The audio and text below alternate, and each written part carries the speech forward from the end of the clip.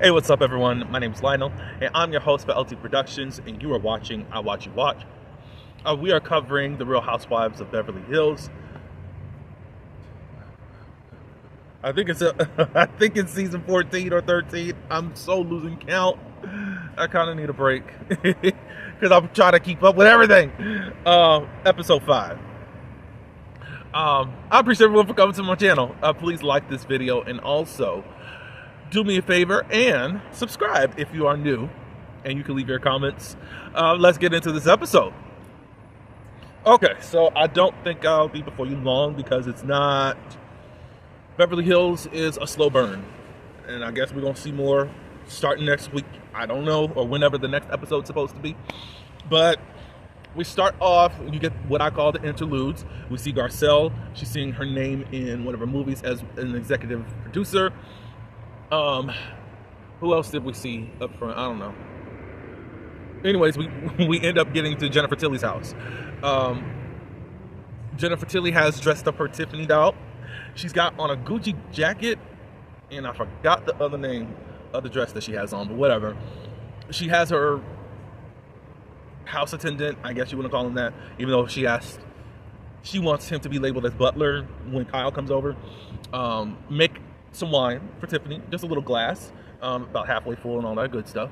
So Kyle comes over first. We find out from Jennifer Tilly is that she has 5 homes, not 4. Shout out to that girl on the other show, just like how she was when she left Potomac. But she's got one in Las Vegas. She has one because she is a professional, along with her boyfriend, professional poker players.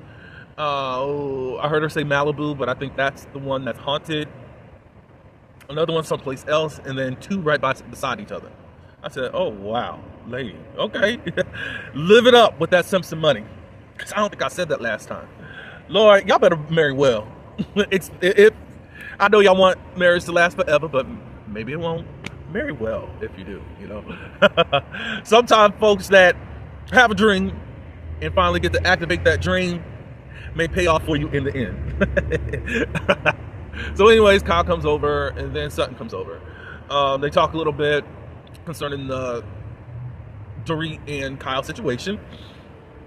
At the same time, Dorit and Erica, they are talking about the same conversation. Dorit feels like we're at a starting point. Of course, there's other conversation that needs to happen, but they needed to get all of the emotion and how they felt about this out of the way so that they can at least stop not speaking to each other. Kyle feels the same way. Sutton, they talk about what happened on the Sprinter bus. Sutton just feels like Dorit was not listening to her. Erica feels like Sutton was trying to insert herself into something, acting like she wasn't thinking what Erica was saying. But how do you know what Sutton was trying to say? Erica's trying to, nobody's mad at her for whatever reason. Erica, who's supposed to be neutral, was able to say something under her breath about her friend Dorit, but not address it to Dorit right there. I don't know if she was going to say something later or not. That's not where we're at. They're at the table. People are citing what's going on with you, Erica, because you're playing neutral, but at the same time, not being open and honest with both parties at the same time. Because you can't sit up here and champion Kyle secretly while you're still saying that you're friends with Dorit. That's why you're fake. But somehow Sutton is wrong because she was thinking it. You don't know that. You don't know that. But again, I think, and I'm going to say this to Sutton because we're not going to be before you too long. Anyways, I need you to embrace the fact that Kyle, Dorit, and Erica may hate each other. But guess what? They are not going to choose you over themselves, over that collective. Yes, the Fox 45 has been somewhat disbanded, but they still hang together off the show, even though 2 of the members are gone. I still see it. I think it was better for the show that we don't get to see the Fox 45. They're still going to choose each other because still Dorit is not upset at Erica for what she was saying under her breath, but mad at Sutton and annoyed at Sutton But fans and everyone else can get mad when Garcelle actually speaks up and says, that's not what you said. When Dorit wasn't being forthcoming to Erica back when Erica was having her trials and tribulations. That's not what you said the other day. And Garcelle called that out. But for some reason, Garcelle is the villain. And that's not fair. And I think the fans are very hypocritical because they just want to root for Dorit at this moment. And I don't think that that's fair. Not at all. They did talk, Erica and Dorit, they talked about Boz. They said that they really like Boz. We get a flashback scene that was not aired, of Boz saying, you know, I'm really direct, and sometimes it can come off as blunt and unintentionally hurting people. But Erica was like, still be you. Say what you need to say.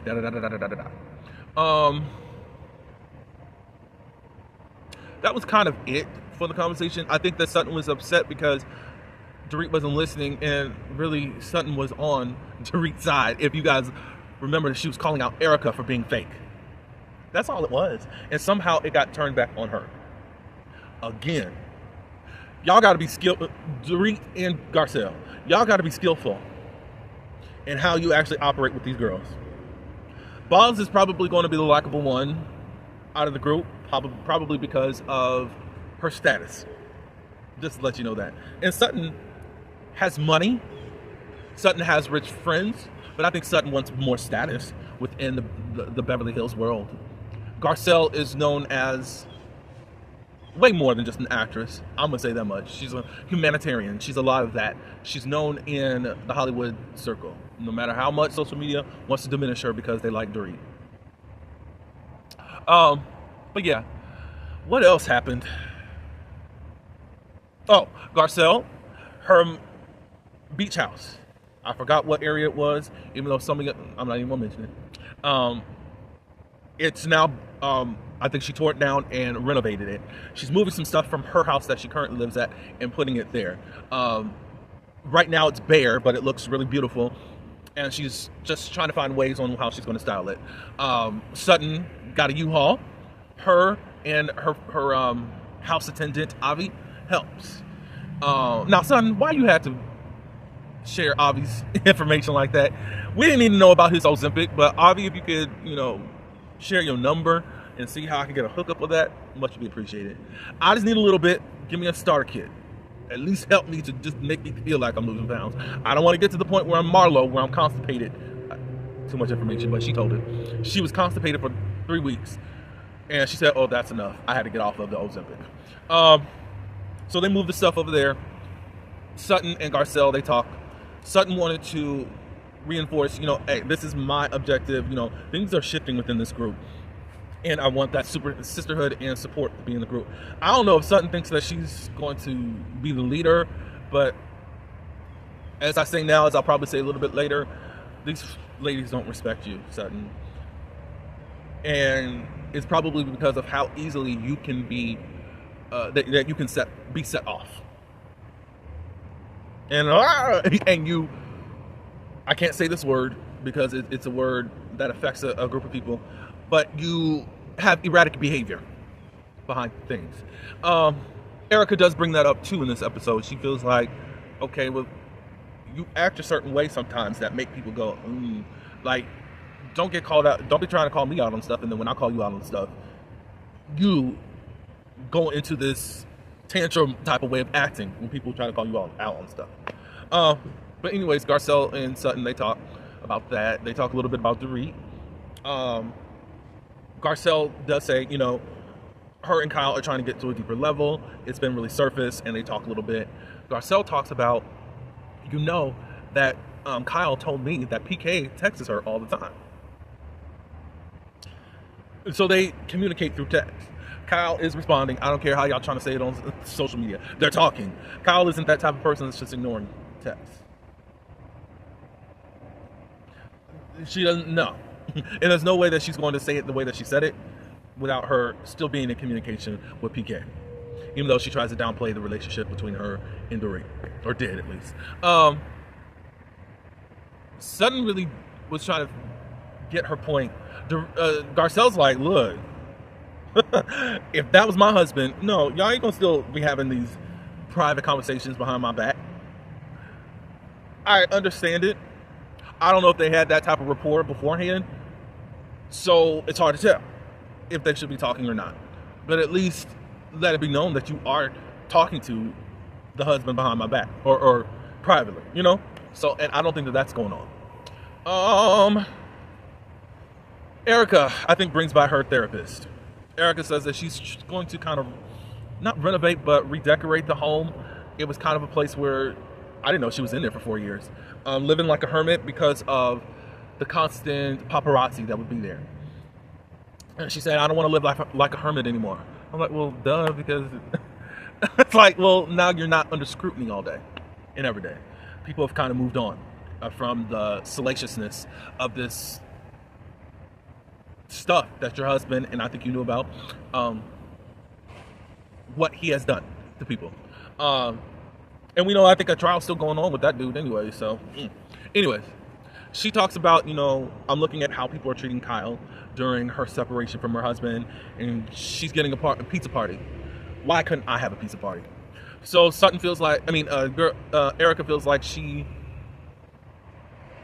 feels a certain way towards the group because she didn't get a pizza party, or at least get that type of treatment. We're going to check the board, Erica, because you are full of ish.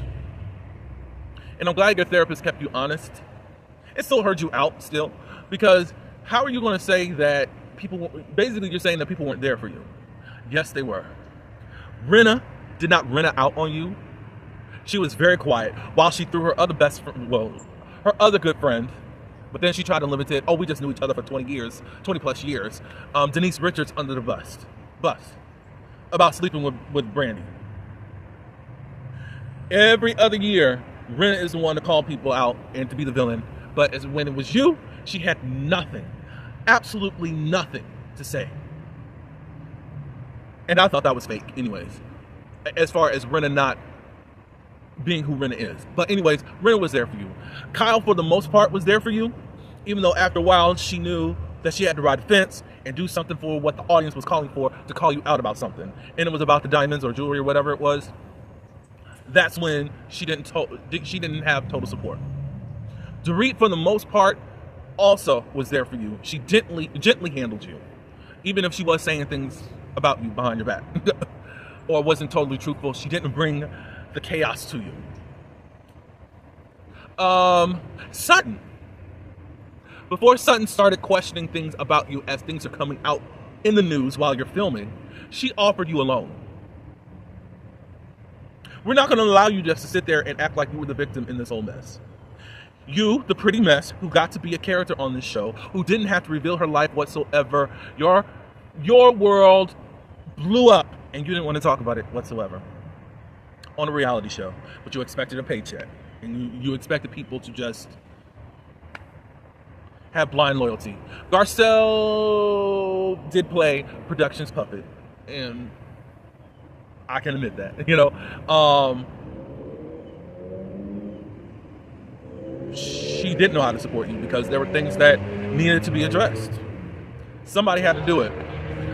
Sutton was the sacrificial lamb who took all the heat, even though your friends didn't want to do what they should have done, or even had some type of powwow with you to say, hey, da-da-da-da-da-da-da-da. They didn't want to do it. And I think part of it was that they had a pact with you, and also that they were scared of you. So, Erica, I think it's full of BS. I think that you're trying to get compensated for something that you don't get to have. I'm sorry. You are just full of it in regards to that. You were secretive. You weren't out forthright with stuff. We were trying to understand what was going on. And look at my life. We don't know. We're hearing reports. Of course, you were in a legal battle and some things you couldn't say, but you would bite somebody's head off if they had a question about what you had to say. Lady, you were tripping out on Lexapro and alcohol, as you have admitted before.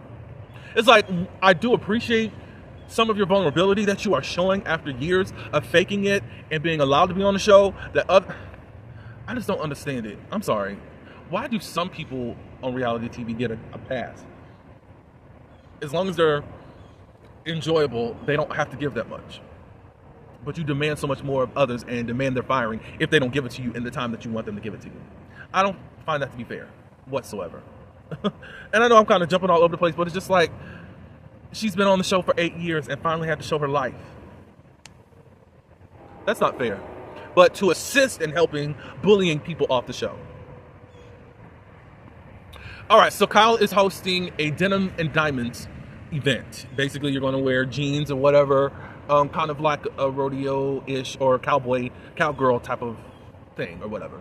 But she's giving us very little by talking about, I don't really know how to send out the invitations. Do I say Umansky? You're still legally married. Do I say Kyle and Mauricio? Well, you're Kyle Richards professionally, but people still know you as Umansky. You're not divorced. You're separated, man. You're giving us very little for nothing, and you get away with it. And you think that this is your way of talking about the separation. Anyways, we're going to get to the event now. Camille Grammer. And I know she has a last name, another last name because she got remarried, and I'm sorry, I can't remember, unfortunately, Camille. She's there. She's talking about, Camille's trying to offer her support, and she said, yeah, I've been there also, about the husband being embarrassing. And Kyle's like, I can't really relate because he hasn't really done that much. Rumors have been out about your man cheating on you for years. Brandy brought that up to you back, what, in season 4, 5, maybe 6? I think 6 she was gone. But 5-ish, she was saying that your man been cheating. So stop it. Kyle, I don't like Kyle because I don't think that she's truthful and real. And she hasn't been have to share a lot of her life. Anyways, so she says that, Camille's just projecting because of what she's experienced with Mr. Kelsey Grammer. Whatever, Kyle. Hopefully someday somebody will spill all of your crap. So everyone else shows up. Boz is looking cute in her pink, or was it? Yeah, it was her. Jen says, look, I'm going to show up and wear what I want to wear. She already told people, like, people ask her, what are you wearing? Look, life is too short. I'm going to be overly decorated. That's just me. And y'all just going to have to deal with it. So don't mind me and what I'm wearing. I'm going to wear what I want to wear. Sutton came in her stuff. She still wanted to wear some type of chic cowboy with the shoulder, with the shoulder lift up. Dorit, she came in something. She had on her cowboy hat, whatever, blah, blah, blah, blah. So all the ladies get around. Sutton starts talking about sisterhood and all that. Erica in her confession was like, I really don't want to hear this about the sisterhood. Erica says she wanted to be real. Like, look, I know that you want to talk about sisterhood and all that, but there are times where you are hypocritical with this whole sisterhood thing. Sutton is coming from, look, we can be real with each other and not have to destroy one another. We can be mad at each other and still come back to a common ground. And as I said before, Sutton, these ladies don't respect you like that. So then Dorit says, I don't think that you're really genuine. I think that a lot of what you do is that you want to appear to be a certain way, but you're not really like that. Those two are going at it a little bit. Sutton is saying, like the other day, I'm not mad at you. I just wanted you to hear me out. And you just don't listen. Erica was like, she's been like that for 10 years. And then Garcelle said, that's what we've been saying. You haven't been listening and you're long-winded. Dorit gave Garcelle a look, but she didn't go there with her, probably not to give her a moment or whatever. But that's been Garcelle's complaint for a long time. And that's why they clash. Somehow we are supposed to accept Dorit for who she is. Son, I do believe that there are things that make people go towards you because of how you can act sometimes. Don't call me out. And don't act like when I call you out, now you can throw this itch fit. And, no, ma'am, you can't do that. So it got to the point where Dorit was imitating her voice. And then Sutton says, you're not mad at me. You're mad at me at how much your life is effed up. She didn't say that, but whatever. And then they're like grasping at clutching pearls. Now, I think I think it was Erica that told Dorit, no, I don't think you should have done that. No, as far as imitating Sutton voice. But then Sutton took it to another level and went to a low. Do I think Sutton should have went that low? No. But Dorit called and Sutton answered. Don't think that you can be condescending. Don't think you can be mean and try to imitate my voice because you want to make fun of me. No. I'm gonna hit you. You trying to hit me? I'm gonna hit you back. How about that? And you won't feel it more. Now, Dorit's seems to be ready for people. I feel like Dorit has taken the place of Erica, and because her life sucks, she's biting everyone's head off that comes for her. Some people may say it's bullying, but at the same time, I don't know. I'm not at the point of saying it's bullying. I think it's at the point of, okay, well, I'm going to let you know how I feel. If you don't want to hear it, cool.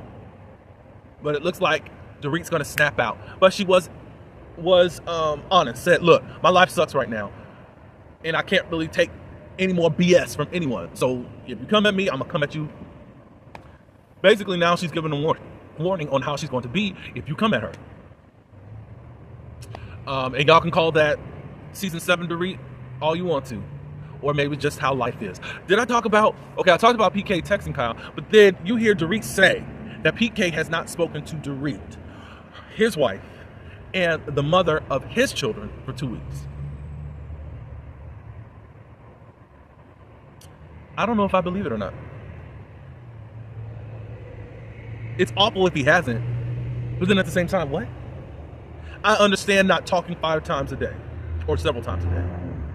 Maybe give each other a break. You should be calling at least every night to see how the children are, or every other night or something. What? If that's the case, like, what are you separated, Dorit? Divorce that man. He is an absentee husband and also father. So that's not making any sense to me. That's why I'm like, I don't know if I believe it. Camille jumps in and she talks about how mean Dorit had been to her years in the past when she had lost her home and her assistant. Dorit said when she called her an effing see you next Tuesday, she was joking. I didn't know it was a joke. Like, what? Okay, whatever.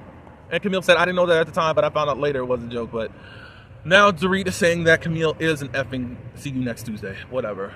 Camille and Denise, y'all returns have fallen flat. And Camille, you deserve this moment after how they treated you in season 9. But hey, whatever. That's how it is. But yeah, I agree with the Brooke Ashley. This show needs to pick up. It's a slow burn and it needs to stop. This. But that's all I do have. I appreciate everyone for coming to my channel. Leave your comments below and hit that like button, please. And subscribe if you are new here. Tell me your thoughts.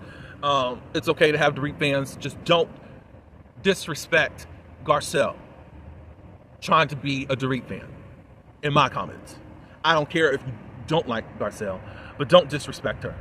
Meaning, don't come in here with these microaggressions and racist suggestions. Please don't come in here with that. I'm okay with it. We can have a discussion. Is Dorit my favorite person? No. And the only thing is that I see y'all going up for Dorit after 7 seasons of doing nothing. And I don't think that that's fair. And now Garcelle is trash, and she needs to leave. With someone who's been showing up to work but don't work. I don't think that that's fair. Anyways, that's all I have. I think Bravo is going on break. I think this is the last episode until after Christmas and New Year's break. So, but if not, then I'll see you next week. But anyways, I appreciate everyone again, and have a great week. Until the next one, peace.